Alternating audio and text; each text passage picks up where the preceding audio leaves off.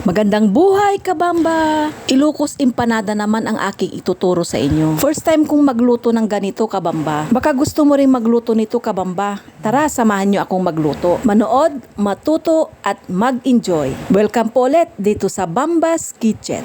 Maglagay lang tayo ng 1 cup na tubig sa mainit na kawali. Nilagyan ko ito ng magic sarap at 1/2 teaspoon na food coloring. Wala kasi akong atsuete powder, kabamba, kaya food coloring nang ginamit ko. Binawasan ko pala ito ng 1/3 cup, pero ilalagay ko rin lang yun. Tsaka ako nilagay yung 1 cup rice flour.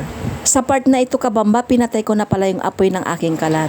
Bali, 2.5 rice flour ang nagamit ko dito. Unti-unti ko itong nilagyan ng tubig para hindi basa yung ating gagawing dough. Pero kabamba, pag nasubrahan nyo ng tubig, pwede namang i-adjust ito. Dagdagan nyo lang ang inyong rice flour. Hindi naman mahirap yung paggawa ng dough, kabamba, dahil pwede nating itong i-adjust. Yung talagang authentic Ilocos empanada, kabamba, at atsuete powder talaga yung ginagamit nila na pampakulay. Kaya kung ayaw nyo ng food coloring, at atsuete powder na lang yung gamitin nyo. Yan, nagawa ko na yung ating dough. At ito pa yung ating ibang kakailanganing sangkap. 1/2 tablespoon na white pepper. Optional lang yan, kabamba. Kahit wala na yan, pwedeng pwede. Kailangan din natin ng itlog, asin, ginayat na repolyo, at pinakulaan na longganisa. Garlic longganisa pala yan, kabamba. Maglagay na tayo ng mantika sa kawali. Sa mahinang apoy lang natin iset yung ating kalan. Tsaka nyo na lang palakasan pag ipiprito nyo na yung inyong empanada. Kumuha lang pala ako ng 1/4 sa ating dough at isawsaw ito sa mainit na mantika para hindi magdikit yung ating dough sa plastic. Yung ginamit ko pala na plastic dyan, yung plastic cover, kabamba, yung ginagamit sa pag-cover ng libro. Bali, kailangan natin dito ng 2 plastic. 1 by 1.5 feet yung size. Kailangan din natin dito ng rolling pin.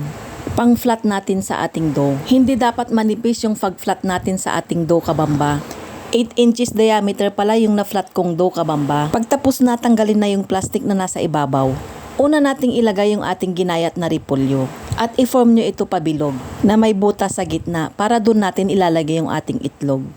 Isunod naman nating ilagay sa ibabaw yung ating garlic longganisa at napakuluan ko na yan, kabamba. Pwede naman kung mayroon kayong leftover na garlic longganisa, kabamba. Isunod naman nating ilagay yung itlog. Nilagyan ko lang ito ng asin sa ibabaw at powder na puting paminta. Pwede naman yung regular na powder na paminta, kabamba. At pwedeng hindi nyo natulagyan, depende sa gusto nyo. Iangat yung plastic para ma-fold yung ating dough.